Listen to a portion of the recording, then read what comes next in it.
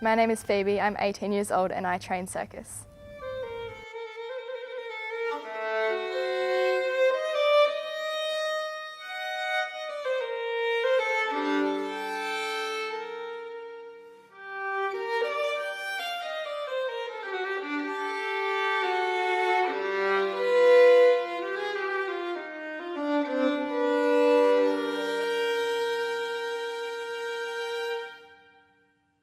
I started training circus at 8. As I got older, it did increase, and when school does kick in, you have to take down your training quite a bit. My circus training has impacted my life in a positive way because it has made me fitter, and I've met so many amazing people throughout the whole time.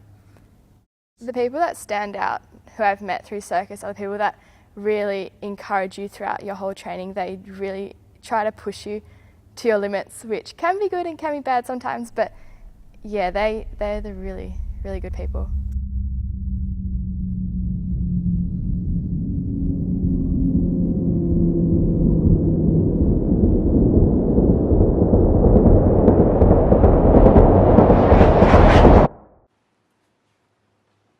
I train mainly aerials, so I spend a lot of my time in the air and suspended, which can scare my mum sometimes. Training for circus has impacted my life negatively in that I do get a lot of injuries from it, and the time I have to dedicate towards training for shows and just training in general does impact my social life quite a bit. Injuries do vary quite a bit. I do have dislocating shoulders, so that happens quite a bit, and recently I did sprain a bunch of the joints in my lower back, so it does impact your daily life quite a bit because you can't do most of the things you'd normally do. I do know the risk going to the show, which mainly is why I can continue to perform, and the training beforehand does stop myself freaking out a little bit or whatever. The thought of injury does definitely tear people away. They do get a bit nervous. I do see when I teach people, they'll be like, oh, I'm gonna fall, I don't want to do it. So they definitely do get a bit scared. I teach people from age 4, and I've taught someone all the way up to age 64, which has been quite interesting and a bit scary sometimes. But when you're teaching them, you just have to be encouraging because the strength and level varies quite a bit.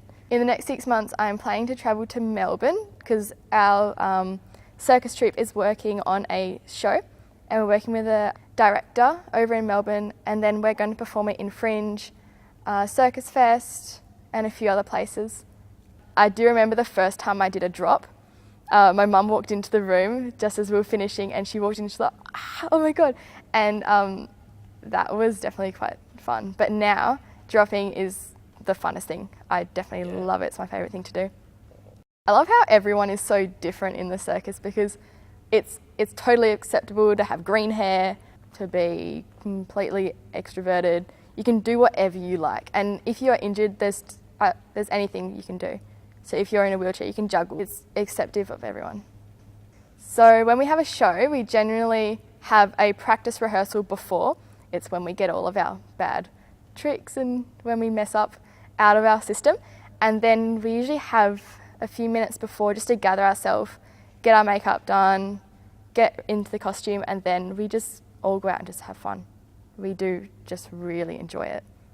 And after the show, what does that look like? We kind of have a little celebration after the show.